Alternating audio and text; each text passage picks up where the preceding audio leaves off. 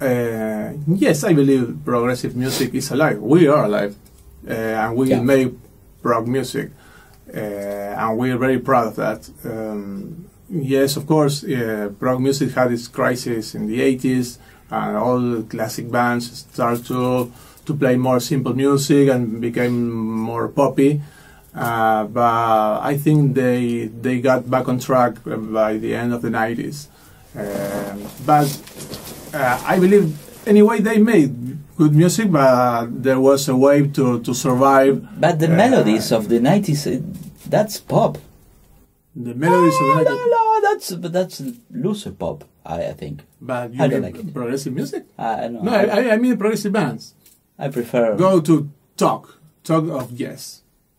Ah, well. You can listen to that album. I'm sorry, I love Yes, but Talk is impossible. And I Genesis also, Invisible Touch. Ah, wow. Genesis, oh my God. Okay. But they were back on track in the other, what's the other band? The other album. Genesis? We Can Dance. We Can Dance is better. Not that specific song, but the rest of the album was okay. I like Marillion.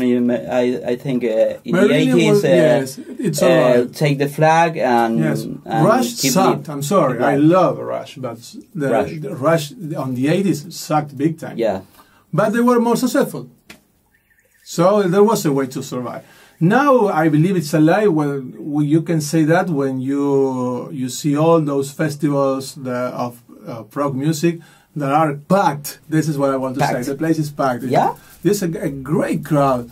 We have a lot of bands that are playing there. Here in Argentina, every time that a prog band comes down, they sell out. I think it's alive because the artist thing, you know, because the music, and I think it's alive in the underground, in bands that's not on the top, no? Bands that are today on top are bands from the 70s, 80s, 90s that have no proposal. It's the very same cliche.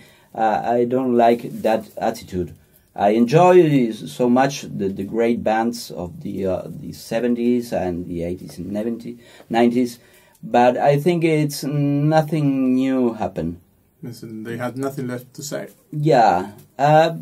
But there's a lot of bands that's not in the progressive, but take ideas from progressive, and that's maintained alive the genre.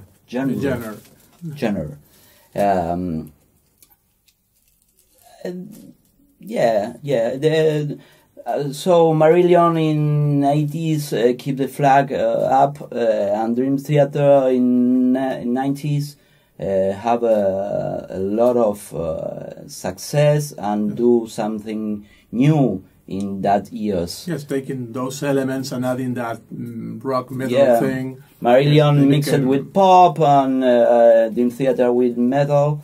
But today there's another small bands more interesting for me, you know? Mm-hmm. Yeah.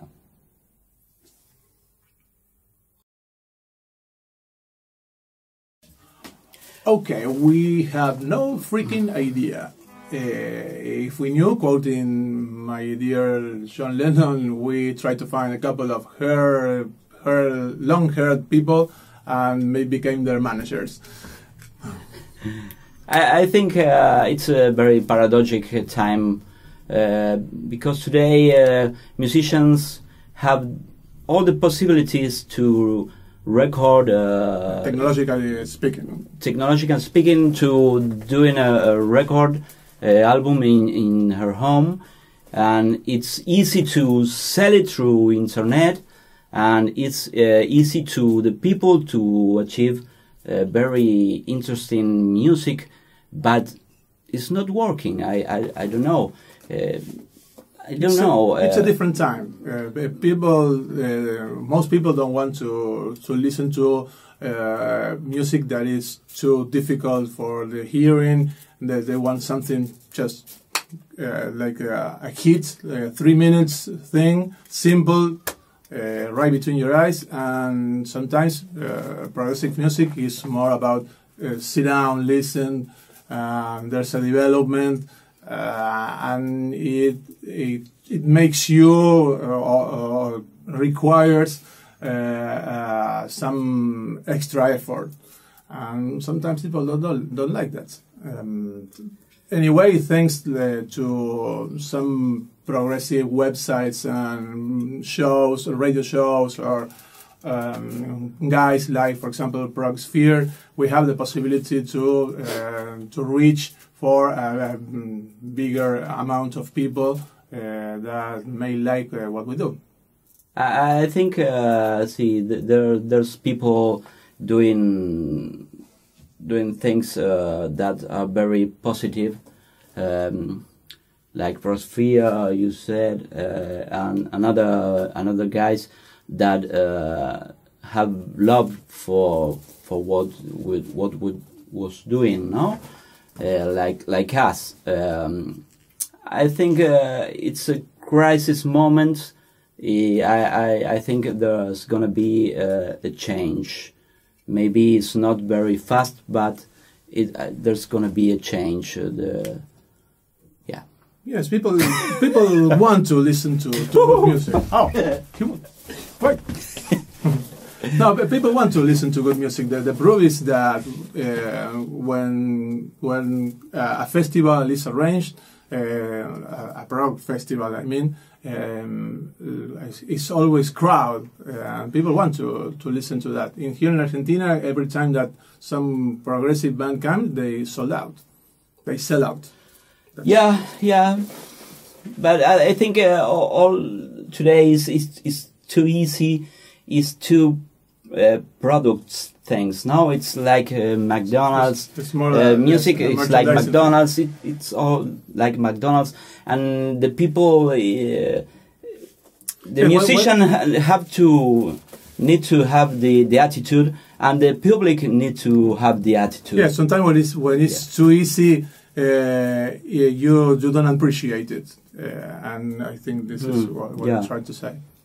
Yeah, it's like all things have lose their value, no? Yeah. All things that this one and that one and the record also. Yes.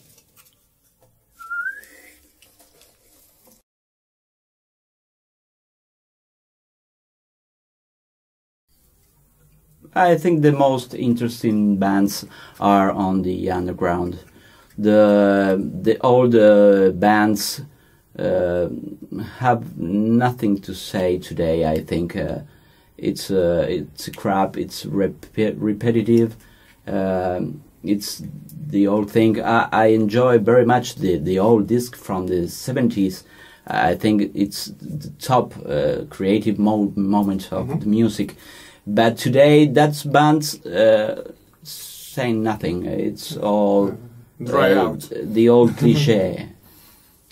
Yeah, and compilation albums are great because it's a way to discover all the new things that are going on, maybe in places of the world that you wouldn't suspect that they make rock or progressive music. So, okay, well, we know progressive music may come from England, may come from the United States, may come also from Sweden or Italy, but sometimes you just say, okay, here's a great band from India, or a great band from Argentina. From Argentina, like us.